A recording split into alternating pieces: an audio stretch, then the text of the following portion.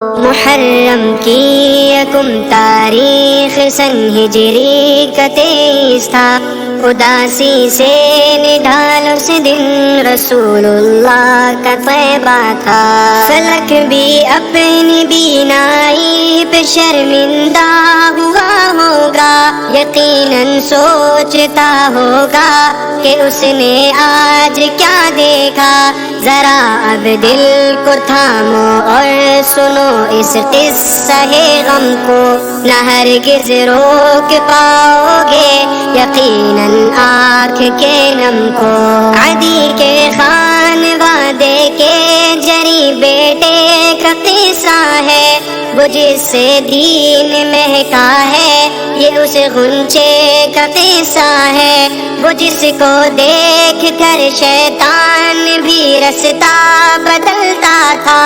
وہ جس کی ایک نظر سے کفر کا ایوان دہلتا تھا۔ عرب کے معتبر تھے معترف اس کی ذہانت کے، صحابہ باری جاتے اس کے معیار عدالت کے۔ وہ 41ویں نمبر پہ مردوں میں ہوا مسلم، اسی سے رعب سب کفار پر دین کا ہوا قائم۔ کئی فرمان اس کے بن گئے قرآن کا حصہ، نبی کے گھر بیاہی اس کی بیٹی میں ریما حفصہ، وہی لاکھوں مربع میل کا حاکم بنا لوگو، خلیفہ دوم ہر مومن نے دل سے کہا اس کو۔ رسول اللہ نے فرمایا نہیں ہے ہاں اگر ہوتا جو میرے بعد کوئی بھی نبی تو وہ عمر ہوتا۔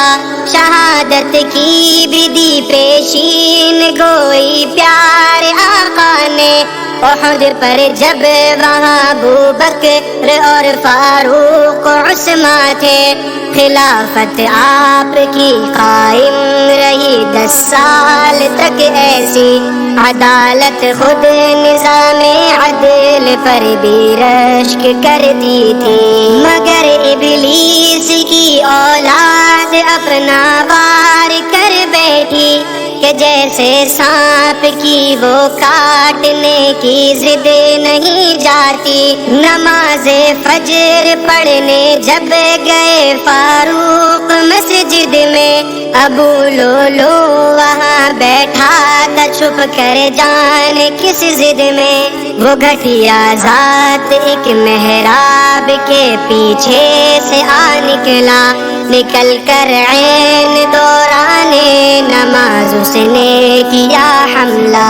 کیے خنجر سوار اس نے عمر فاروق پر اس دم، تو بہ نکلا وہاں خونے عمر کثرت سے پھر پہ ہم، مدینے کے در و دیوار سے وحشت ٹپکتی تھی، وہ دن 26 ذی الحج تھا،